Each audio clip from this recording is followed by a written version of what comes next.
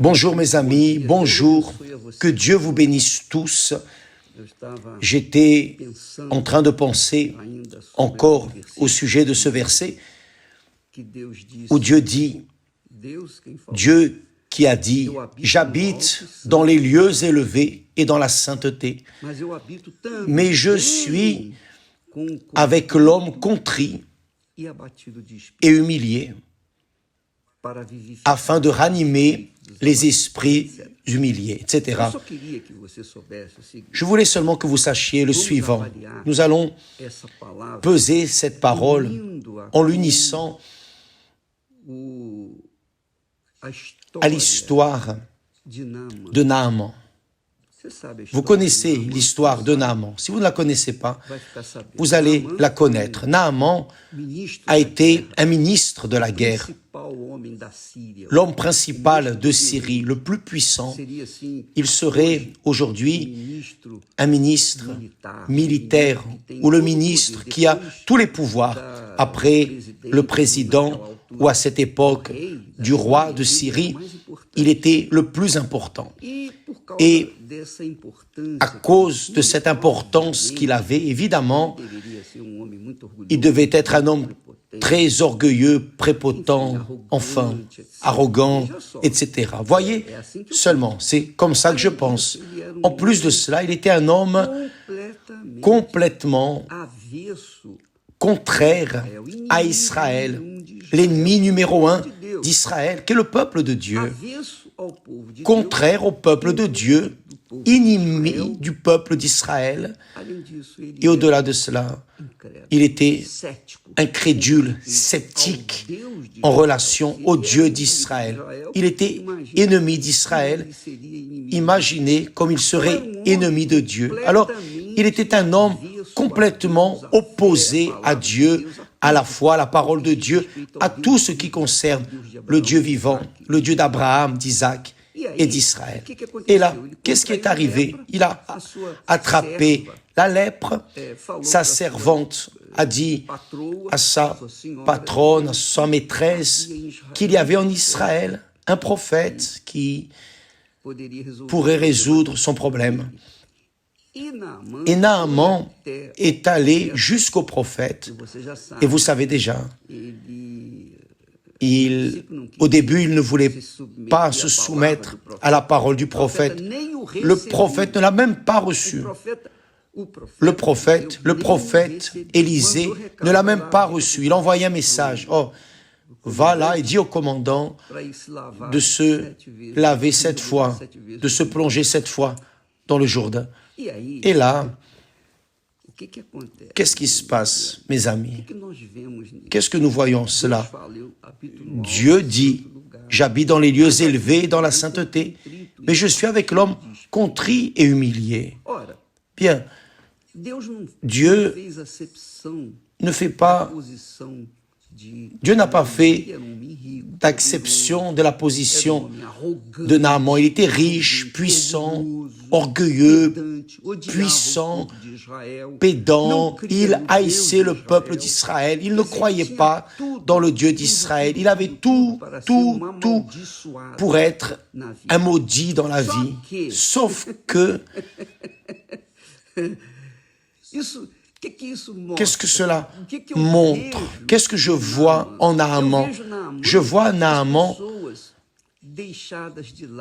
en Naaman les personnes laissées de côté dans ce monde, qui ne sont pas croyantes, qui ne sont pas évangéliques, qui n'appartiennent pas à une dénomination évangélique. Ces personnes, les pauvres, qui sont affligées, blessées, qu'elles soient catholiques, qu'elles soient évangéliques, qu'elles soient spirites, musulmanes, bouddhistes, qu'elles soient juives, qu'elles soient, peu importe la religion, peu importe la croyance, peu importe la tradition, peu importe la vanité, l'orgueil, la prépotence, les péchés, rien n'importe. Quand la personne, quelle que soit la personne, s'humilie devant Dieu et il s'est humilié, parce qu'il s'est soumis à la parole du prophète qui était son serviteur. En se soumettant à la parole du serviteur de Dieu, au prophète Élisée, il était en train de se soumettre à Dieu. Et comme il a obéi à la parole du prophète donné par Dieu, qu'est-il arrivé? Il a été purifié de sa lèpre.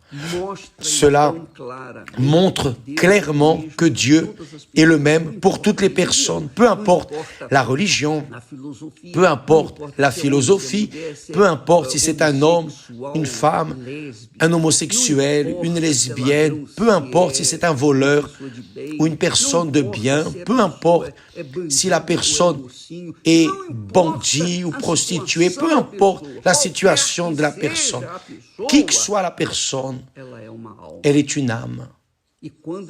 Et quand cette âme est affligée, blessée, humiliée, et qu'elle vient à Dieu, au Dieu de la Bible,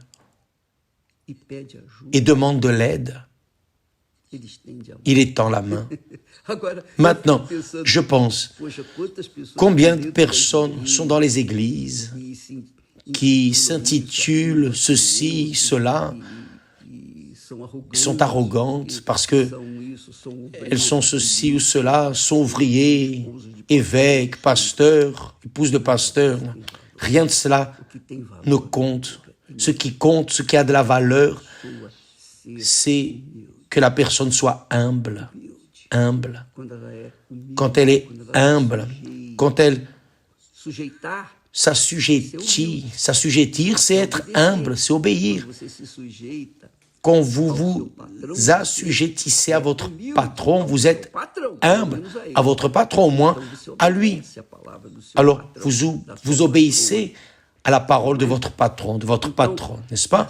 Alors, c'est ainsi avec Dieu. Quand la personne est humble, contrite, et Dieu a permis. Dieu n'a pas mis la lèpre en Naaman, non. Mais il a permis qu'il ait la lèpre. Et quand il est venu jusqu'à son serviteur, le prophète Élisée, Dieu a écouté sa demande, sa prière.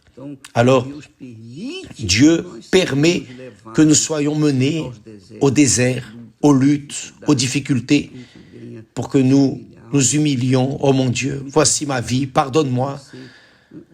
Je veux que le Seigneur me pardonne et m'aide, me donne une réponse.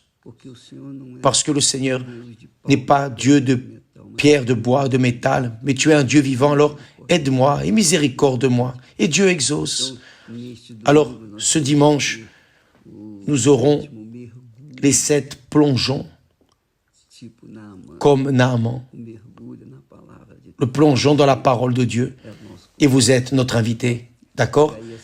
Cette parole reste là pour éveiller la foi de ceux qui pensent qu'à cause de la position sociale qu'elles occupent, elles sont meilleures que d'autres, ou pensent qu'à cause d'être religieuses, ferventes, loyales à leur église, à leur pasteur, cela est suffisant pour plaire à Dieu. Non. Quand nous sommes humbles devant le Très-Haut, quelle que soit la religion, quelle que soit la foi, quelle que soit la philosophie, si elle s'humilie, Dieu écoute sa prière. Que Dieu vous bénisse et à demain, au nom du Seigneur Jésus. Amen.